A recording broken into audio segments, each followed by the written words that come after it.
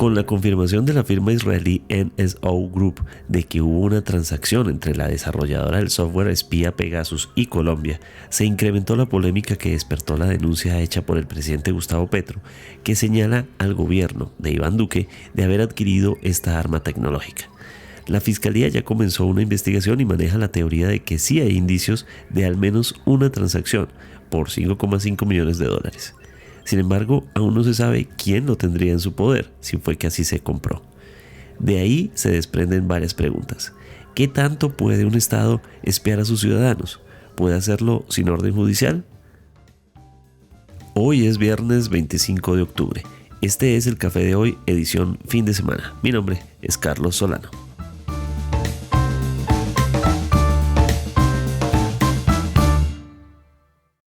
El Tiempo es un medio aliado de The Trust Project. Primero, actualización de algunos hechos que han sido noticia en las últimas horas antes de esta emisión, y una de esas ha girado en torno a un rumor que circuló esta semana. El comisionado de paz Oti Patiño dice que Iván Márquez, el jefe de la segunda Marquetalia, sí continúa vivo, que en diferentes fuentes confiables le han manifestado que continúa con vida. Recordemos que a principios de la semana empezó a circular la versión de que Iván Márquez había muerto en medio de una cirugía que le practicaban como parte además de las consecuencias que tiene de un ataque del que sobrevivió hace unos meses. Y recordemos que ya había sido también en algún momento noticia su supuesta muerte y se había desmentido, la había desmentido el mismo Iván Márquez con un video publicado en redes sociales. Ya se empiezan a sentir las consecuencias del paro campesino que se vive a nivel nacional. Por ejemplo, desde la Federación Nacional de Avicultores, FENAVI, reportaron que en el norte de Santander hay 130 granjas afectadas. Los bloqueos continúan por cuenta de protestas de campesinos y mineros y sumaban a este viernes 4 días, y esto ha generado pues un bloqueo en diferentes vías. Por ejemplo, que entre 2.000 y 3.000 toneladas diarias de fertilizantes no están llegando a su destino o no se pueden despachar por causa de estos bloqueos en los departamentos principalmente de Antioquia, Santander, algunas zonas de Boyacá y Cundinamarca.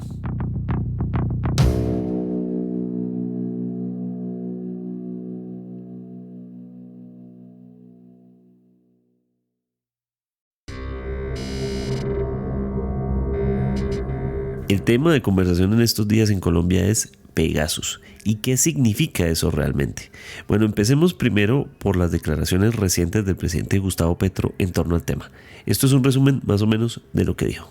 Es decir, al aeropuerto El Dorado, en el hangar de narcóticos de la policía, llegó el director general de la empresa propietaria de Pegasus para llevarse el dinero que el gobierno del presidente Duque insiste en negar. Si ustedes querían saber quiénes se habían llevado el dinero, pues fue el gerente general de la empresa NSO Group, que llegó a Colombia el 17 de septiembre y se regresó a Tel Aviv el 18 de septiembre. Las certificaciones de estos documentos del Ejecutivo, de Migración, de la Aeronáutica, se trasladarán oficialmente a la Procuraduría y a la Fiscalía General de la Nación. Creo que el señor director de NSO Group, el señor Ran Gonen, ha cometido un delito en Colombia. Porque en Colombia no es posible que ningún ciudadano, ni nacional ni extranjero, porte dinero en efectivo en una cantidad tal como $5 millones. A esta información lo que ha escalado es la respuesta de NSO Group, que en un muy breve, muy escueto comunicado que habría emitido Jill Leiner como vicepresidente de comunicaciones globales de la empresa, dice lo siguiente: NSO es una empresa respetuosa de la ley. Como tal, todas las transacciones se realizaron de acuerdo con la ley y con la autorización y documentación adecuada en ambos países. Cualquier otra afirmación es inexacta y no refleja la realidad. El problema es que este comunicado no dice si la transacción es por el software Pegasus, aunque esta empresa solo produce el software Pegasus. No dice en qué momento se realizó, no dice cuál gobierno la realizó, solamente responde a esto, lo que de todos modos da a entender que confirman la transacción y que evidentemente si la hubo, tuvo que ser por Pegasus. A partir de ahí ha habido muchas reacciones. Empecemos sobre todo por aquellas que empujan a la teoría del presidente y además le agregan otros detalles. Por ejemplo, la de el representante a la Cámara, Alejandro Toro, quien en plenaria dijo lo siguiente: advertimos que la música original viene de la fuente, que es precisamente el mismo representante. Todos, cada uno de los colombianos, estamos en peligro, en inminente peligro de ser escuchados, de ser vistos, de ser fotografiados, de ser geolocalizados, porque eso específicamente es lo que hace Pegasus. Puede ser, según como dice el representante, cualquier colombiano, es decir, muchos colombianos. ¿Qué tan grande pudo haber sido el impacto de esto? También oigamos lo que desde RTBC dice Jorge Morris, y además en entrevista a un experto en marketing político y seguridad e inteligencia artificial que se llama Marcel Ramírez. Y hoy sabemos que para esa época estaría funcionando Pegasus. Recuerdo que me entrevistaron y lo primero que uno dice, bueno, esa información de dónde viene, ¿no? ¿Usted cree que ahí estuvo la mano de Pegasus? De Pegasus, eso fue evidente que fue una operación de un virus espía que en ese momento activaron uno de los teléfonos o un computador que había ahí cerca, activaron micrófono y activaron cámara y pudieron grabar sin que nadie se dé cuenta de esto de aquí. Pueden llegar a ser ciertos todos esos detalles y pueden ser aplicables sobre cualquier víctima y pueden ser aplicables masivamente. Entre todas las teorías de complot que han surgido en los últimos días y que evidentemente pueden o deben ser investigadas para verificar si esto es así o que el país tenga más calma con respecto a lo que se viene, se ha dicho de todo. Entre otras, por ejemplo, que un software que pudo haber permitido esto era el de Coronap, la aplicación, no sé si la recuerdan, relacionada con el registro para continuar el seguimiento a el coronavirus. Ahora los colombianos podrán tener información confiable y oportuna sobre el coronavirus con la aplicación nacional móvil Coronap Colombia. Al descargarla debes registrarte con tus datos personales y los de tu familia para protegerlos y conocer todo acerca de la pandemia. Repetimos, la mención de Coronap solamente se desprende de la especulación y de atar cabos unos con otros. Sin embargo, el colombiano tiene que tener paz con respecto a esto, que le aclaren si esto fue verdad o no. Además, entender si esto de verdad es manejable de forma masiva. En caso de ser ataques dirigidos, recordemos que hay muchas sospechas sobre un caso que le ocurrió a alguien que precisamente venía siendo de la otra acera política, cuando Francisco Santos, quien fue vicepresidente del país, pero además cuando se encontraba como funcionario en Estados Unidos, como embajador en Estados Unidos, fue protagonista de una polémica en la que una conversación suya fuera de lugar con otro funcionario en un restaurante en Estados Unidos salió a la luz. Francisco Santos dice que en el lugar solo estaban las dos personas y los celulares sobre la mesa, por lo que se habló muchísimo en ese momento de espionaje a su celular. Hay casos documentados de uso de Pegasus en el mundo, varios. Por ejemplo, los casos de Panamá son muy reconocidos, pero vamos a concentrarnos en uno en particular, que es uno documentado en el 2019 contra líderes del independentismo catalán, así como también dice la denuncia al presidente del gobierno de España, Pedro Sánchez, y a la ministra de Defensa, Margarita Robles. Según el periódico El País de España, en julio de 2019 el Centro Nacional de Inteligencia, el CNI, solicitó al Tribunal Supremo que autorizara el seguimiento al presidente de la Generalitat, Pere Aragonés, entonces todavía vicepresidente del gobierno. Lo acusaban de dirigir desde la clandestinidad al llamado Comités de Defensa de la República. Como verán, en este caso había una orden y una autorización oficial para hacer estos seguimientos. Sin embargo, lo que empezó a revelarse era que estaban ocurriendo seguimientos a políticos y que ese espionaje a políticos era muy escandaloso. Así lo mencionaba la directora del País de España en una conversación con expertos, Pepa Bueno. Preguntas fundamentales, ¿no? ¿Cómo articular el control democrático de un servicio de inteligencia que por su propia naturaleza tiene que ser secreto? ¿Quién y cómo vigila a los espías? Bueno, digamos que las leyes están absolutamente desfasadas, ¿no? Como ha dicho el defensor del pueblo. Lo que ocurre es que las leyes siempre van por detrás de la tecnología. Es un poco como la lancha de la Guardia Civil, que siempre tiene menos caballo y menos potencia que la lancha del narco, y la mejoras, pero ya el narco ha mejorado mucho más, ¿no? A partir de ese momento y cuando empezó a estallar la investigación en España, se supo que ya 45 países habían utilizado este software para, según dice por ejemplo el diario AS, seguir y perseguir a disidentes y periodistas, además de un amplio grupo demográfico de civiles, dice el periódico AS. Ese mismo medio cita un reportaje del New York Times del 2016 en el que señala que en ese momento el NSO Group fijaba el precio a medida del cliente de las herramientas de vigilancia en función del número de objetivos, es decir, a cuántas personas analiza el software, empezando por una tarifa de instalación de $500,000, la instalación del software, no el uso específico de cada usuario. Para espiar a 10 usuarios en iPhone podría utilizar este software. NSO cobra a las agencias gubernamentales $650,000 adicionales, $650,000 por 10 usuarios de Android y $500,000 por 5 usuarios de BlackBerry o $300,000 por 5 usuarios de Symbian, además de la cuota de instalación.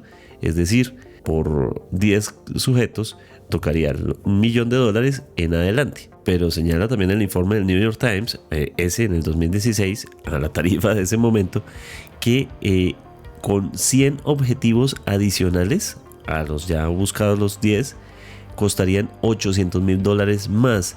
50 objetivos extra cuestan $500,000. 20 objetivos extra cuestan $250,000 y 10 $150,000. En un ejercicio matemático puramente especulativo, hay que aclarar. Si cogiéramos esas tarifas que planteaba el New York Times en el 2016 y analizáramos qué se podía comprar con $11 millones entre instalación, los primeros usuarios y unas tarifas de 100 usuarios por $800,000, significaría que $11 millones permitirían espiar a 1,200 personas.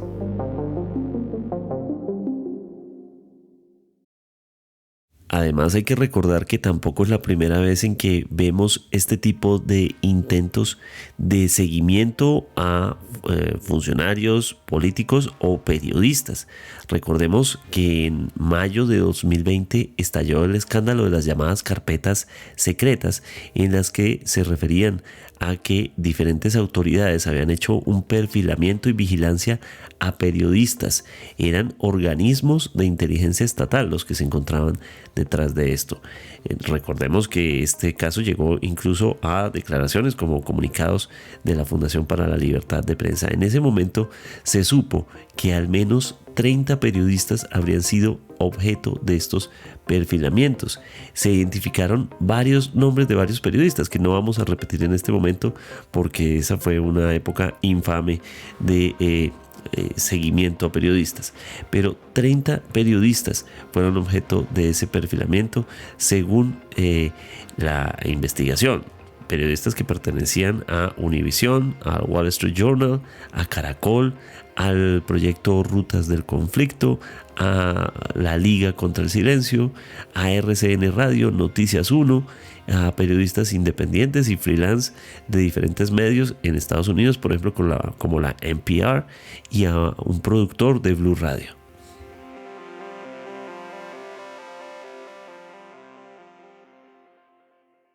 ¿Puede un Estado espiar a los ciudadanos incluso sin tener una orden judicial o teniéndola también una orden judicial? Y además, sobre la hipótesis del presidente de que las transacciones se hicieron en dinero en efectivo, lo cual implicaría lavado de activos, ¿puede hacerlo? ¿Puede pagar un software de esta forma? Hemos invitado a un experto. Se trata de Jeffrey Garavito, quien es ingeniero de sistemas, magíster en investigación criminal de la Escuela de Investigación Criminal de la Policía Nacional, de criminología y victimología, especialista en informática forense, en fin, un experto de todos los quilates con respecto a este tipo de amenazas. Bienvenido, Jeffrey. Carlos, muy buenas tardes y muy buenas tardes a todos los que nos escuchan en este momento. Y bueno, muchas gracias por la invitación. Sí, un tema bastante álgido, no solamente desde el punto de vista tecnológico, sino también desde el punto de vista político. Si es el caso que el país y que ese gobierno precisamente sí compró Pegasus, como lo ha negado, ¿qué significaría tener una herramienta como estas?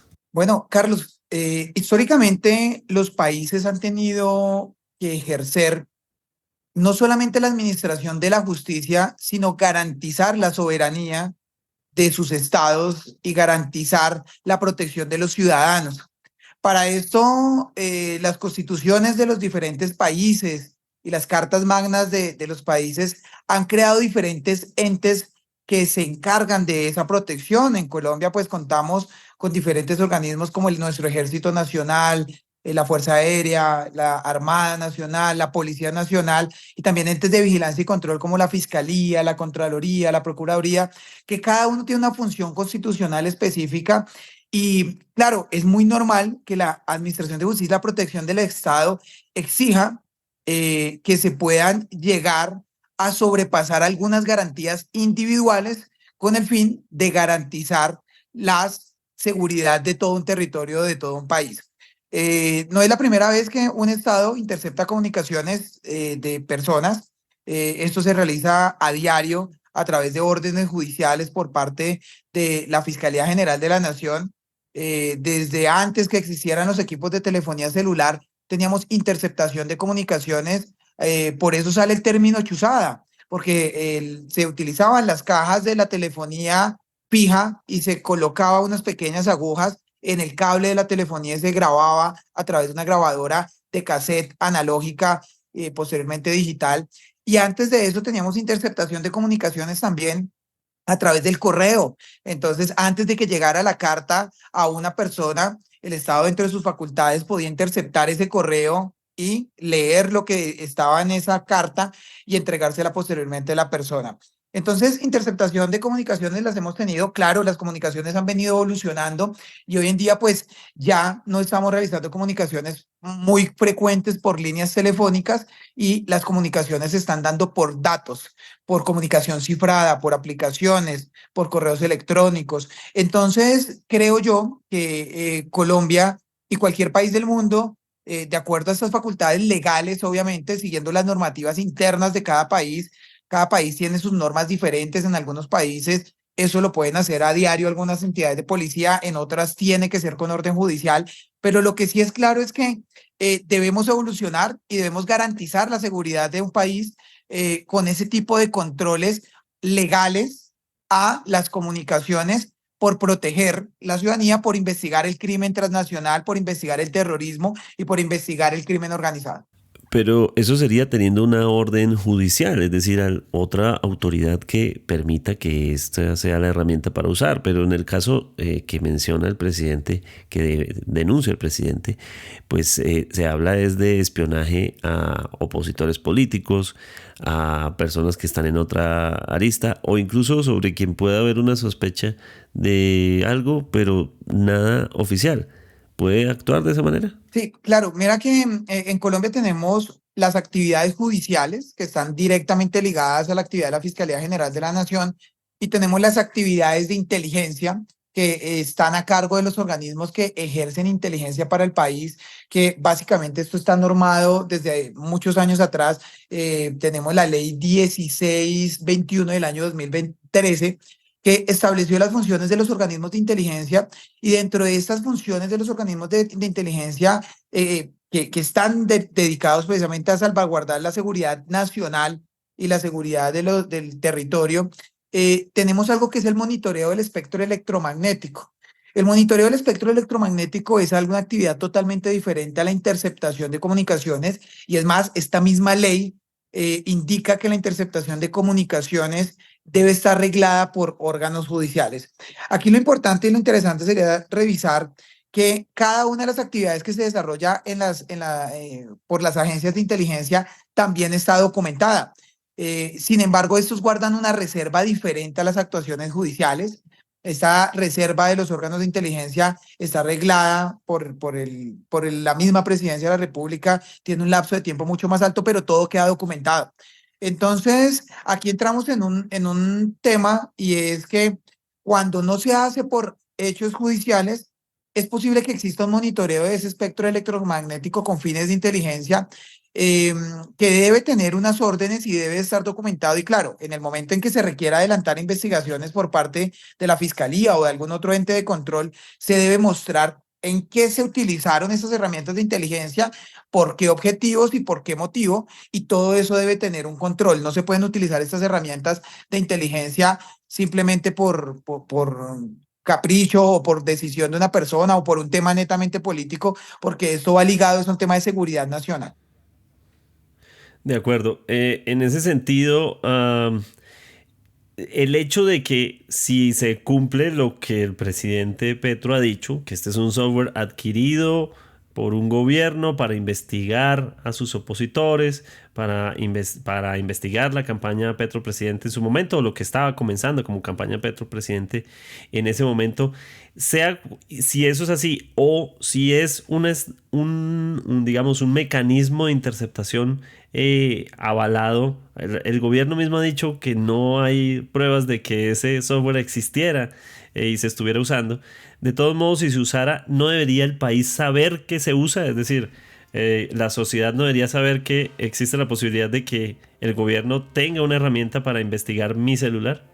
Bueno, yo creería que, o sea, desde el punto de vista criminológico y de investigación criminal, yo diría que no. Existen muchas herramientas tecnológicas que tiene la Policía Judicial, que tiene la Fiscalía General de la Nación, que tienen los organismos de inteligencia y que se han comprado de manera histórica vehículos, aeronaves no tripuladas, aviones de inteligencia, que tienen unas capacidades importantes para esa misionalidad del Estado colombiano, pero que eso no puede ser publicitado.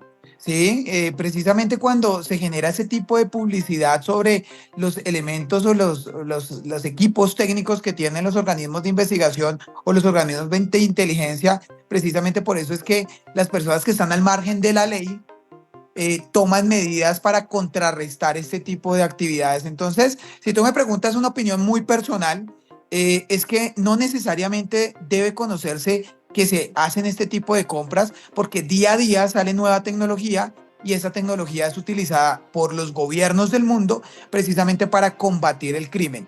Claro que cuando ya sale este tipo de circunstancias a la luz pública y se entera todo un país, pues sí es importante que los organismos de inteligencia realicen las aclaraciones pertinentes, informen la forma de compra y por lo menos a los entes de control les puedan manifestar cómo han venido utilizando este tipo de tecnología, sobre qué blancos, sobre qué objetivos y siguiendo cuáles órdenes específicamente. Entonces, es un tema bien interesante porque, por ejemplo, nosotros en Colombia tenemos tecnología para poder rastrear criptodivisas, ¿sí? Y entonces la fiscalía y la policía no va a salir a decirle a todo el mundo, tenemos esta tecnología, a pesar de que eso es público, eso se compra por el SECOP, ¿sí? Se compra por las plataformas públicas de contratación, pero pues no es que a nivel sea muy estratégico realizar este tipo de publicitación. Si hubiese sido una compra legal, ya que entramos en ese tema, si hubiera sido una compra legal, lo lógico es que hubiera entrado por el SECOP. Así sea un arma, perdón, más que un arma, una herramienta de inteligencia. Es decir, ¿las herramientas de inteligencia también se reportan en el SECOP? No necesariamente, y aquí es bien importante indicar que existe una reglamentación para las compras del sector defensa y del sector de seguridad nacional que no se encuentran en el SECOP.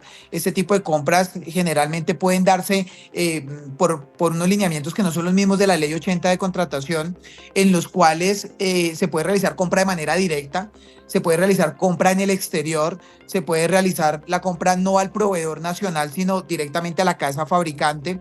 Hay muchos equipos, armas, sobre todo los temas de armas, ciberseguridad, temas de inteligencia, que no tienen un representante en el país porque son equipos muy poderosos, y si en dado caso quedara un equipo de esos sueltos en el país, podría utilizarse para algunos hechos delictivos. Entonces, no necesariamente, y esto se puede revisar en la norma colombiana, en donde ese sector defensa tiene unas cualidades especiales de contratación en ciertos equipos y en ciertos montos. Entonces, no vería tan extraño que una entidad de inteligencia o una entidad del Estado de sector defensa realice contratación directa sin publicitarlo en el SECOP.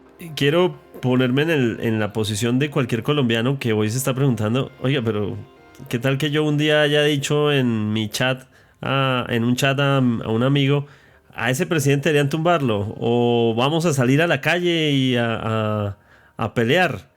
Y de repente sienta que lo investigaron por decir algo, una frase que marque una especie de algoritmo.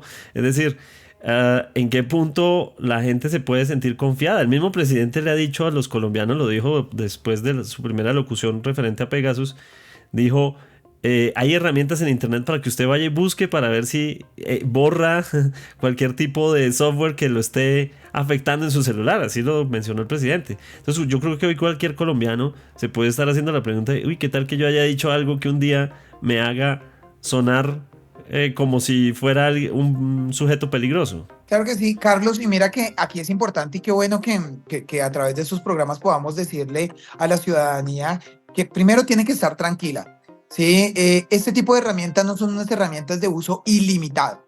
Estas herramientas tienen unos usos exclusivos sobre unos cupos especiales que son utilizados con objetivos de alto valor para las instituciones del Estado. Es decir que esta herramienta Pegasus no se puede utilizar en 40 millones de personas o en 40 millones de dispositivos. Es imposible realizar, bueno, podría ser posible, pero valdría 100 veces más de lo que pudo haber valido o 200 veces más de lo que pudo haber valido, porque esas herramientas se utilizan es por cantidad de usos. Y obviamente el Estado no va a generar el uso de una herramienta tan costosa en un ciudadano como nosotros, ciudadanos del común, que tal vez pues no tenemos ningún tipo de peligro o riesgo para el Estado. Ahora bien, si nosotros somos de alguna organización criminal, pues sí podemos llegar a preocuparnos, porque es posible que seamos incluso objeto de investigación por parte de las agencias de inteligencia y judiciales del Estado. Otra cosa importante es que Pegasus es un software espía que se instala directamente dentro de un equipo celular. No está en la nube buscando y monitoreando palabras, ¿sí? Simplemente en el objetivo o en el blanco en que se va a realizar la indagación, se instala este software espía, y a través de ese software espía es que se puede llegar a obtener la información directamente del equipo si está conectado a internet. Esto es bien importante. Si el equipo no está conectado a internet, pues no hay canal de comunicación con la herramienta. Entonces, hay que estar despreocupados. No se preocupen que las opiniones personales tampoco son judicializables, ¿sí? Es una opinión personal que se puede dar. Sin embargo, este tipo de herramientas están diseñadas precisamente para la prevención del crimen transnacional, del crimen organizado, del terrorismo y de las afectaciones de Estado. Por eso es que la casa matriz NSO solamente se la vende al Estado, no se la intermedia a través de un proveedor, como otro tipo de herramientas tecnológicas que se venden a nivel judicial, en donde la casa fabricante tiene su representante y distribuidor en Colombia, y son ellos los que entregan los equipos, les hacen mantenimiento, los manejan, pero esta herramienta no. Sí o sí tiene que ser Estado, y por eso es que se ha dado toda esta discusión internacional. Sí, entiendo que para que NSO venda a un país el uso de esta herramienta, sea pequeña, mediana o gran escala, de todos modos necesita una verificación del Estado de Israel, y que es un país experto en vender armas. Entonces entiendo que tiene que llegar a ese nivel de protocolo. Eso significaría que si nos vendieron en algún punto Pegasus, el Estado israelí sabría.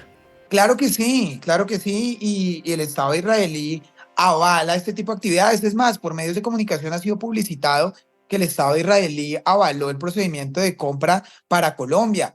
Esta herramienta no se le vende a todas las naciones del mundo, es decir, supongamos que llega un país a pedirle a NSO que lo compre y le hacen un estudio de ese país. A ustedes no les podemos vender porque es un país con altos índices de corrupción, con altos índices de terrorismo, con altos índices. Entonces no le entregan este tipo de tecnología porque podría ser utilizada en contra de otras naciones. Entonces, esto es bien importante tenerlo en cuenta porque claramente para poder vender esto tiene que existir un certificado de usuario final y solamente se lo pueden vender a una agencia de ley del Estado. Bueno, el otro ingrediente de toda esta historia tiene que ver con la manera en que supuestamente se compró. Digamos, el tema de los aviones todavía necesita mucha verificación. Es algo que están investigando los medios de comunicación en este momento y las autoridades, y a la fiscalía que le corresponde, porque ya la fiscalía comenzó un proceso al respecto.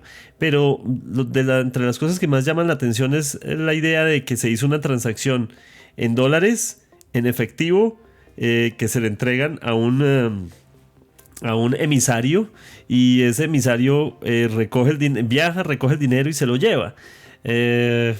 Desde la misma anterior gobierno, los funcionarios del gobierno Duque han dicho: nosotros nunca hicimos una transacción de esas características. Pero si NSO dice que sí hubo una transacción, ¿ante qué nos estamos enfrentando? Es decir, si se hizo por debajo de la mesa, se hizo en efectivo, como sugiere, ¿y qué significa hacer una compra en efectivo? Bueno, yo creo que aquí todavía siguen muchos campos sin resolver.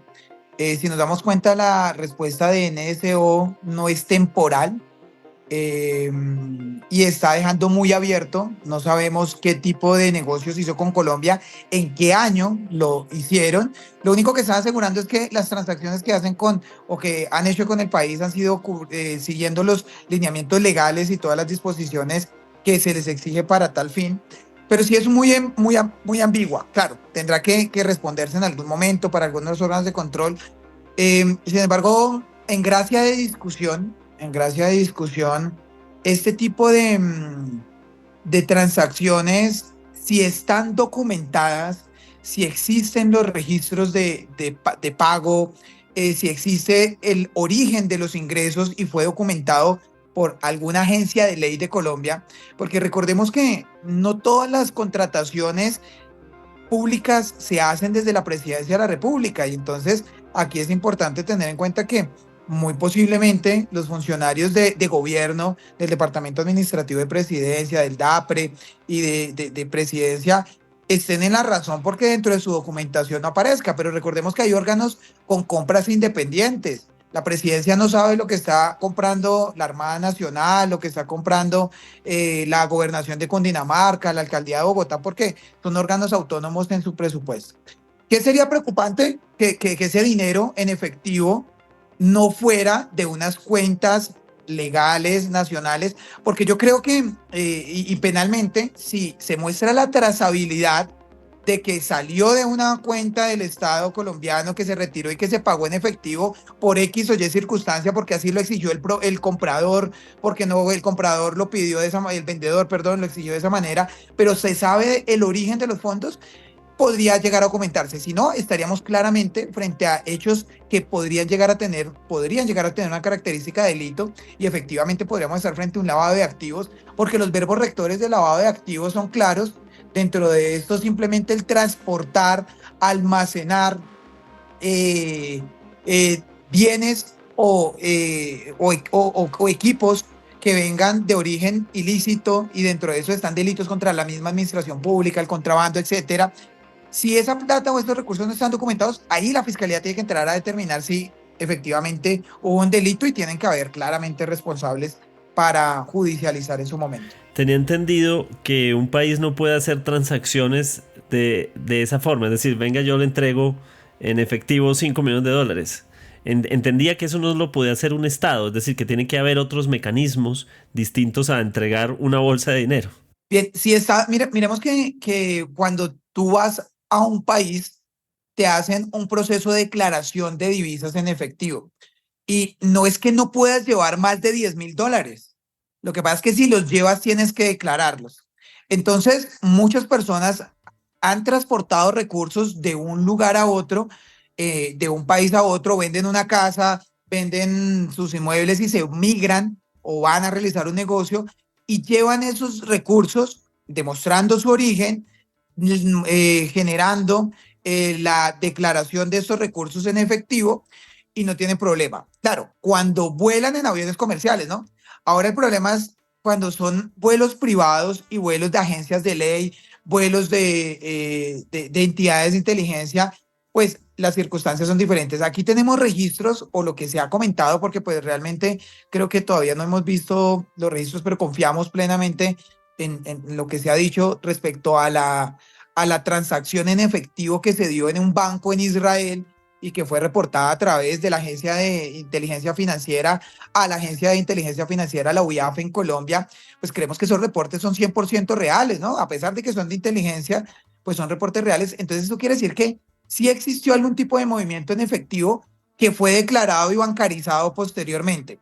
Claro, hay que ver la trazabilidad de eso. Yo de todas formas digo que se tiene que investigar por partes, ya se está investigando por la Fiscalía, pero aquí estamos frente a dos opciones. Una, que el dinero sea dinero ilícito, es decir, posiblemente dinero incautado o dinero recuperado de algún procedimiento de una actividad o algún operativo y se quiso aprovechar en eso.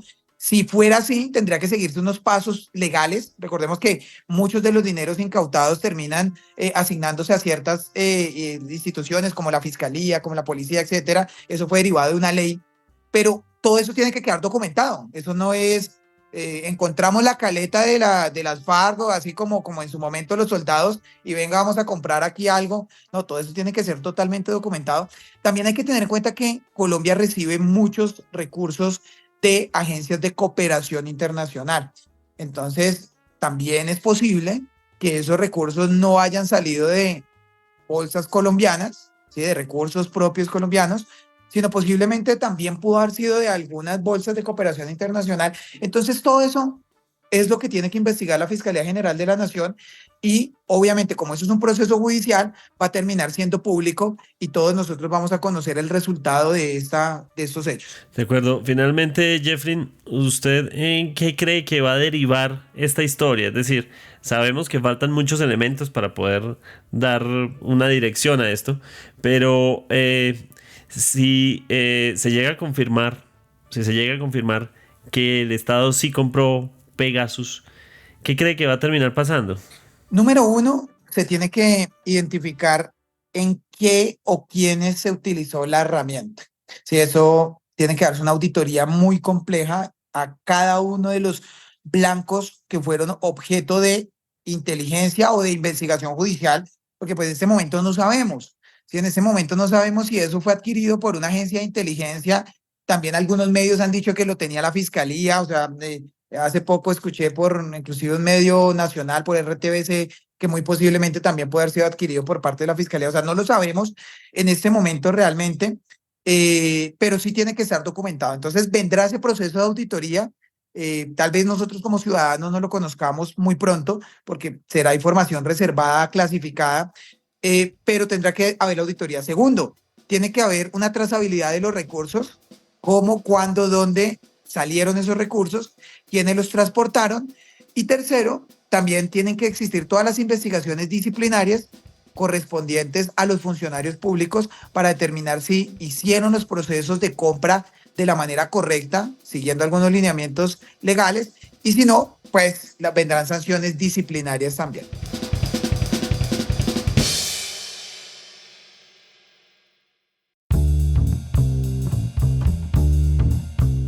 Gracias por acompañarnos en el café de hoy. Suscríbase en todas las plataformas de podcast y en el canal de YouTube de El Tiempo. Nos encuentran también en Instagram y en X como @podcasteltiempo. Además, si quieres recibir a través de WhatsApp la notificación de cada nuevo episodio, sigue el enlace que se encuentra en la descripción o envíenos un mensaje con la palabra suscripción al teléfono 320-300-5327 y haga parte de la comunidad de El Café de hoy. Este episodio de fin de semana fue producido por Juan Alejandro Motato. Mi nombre es Carlos Solano. Volvemos a escucharnos el próximo lunes.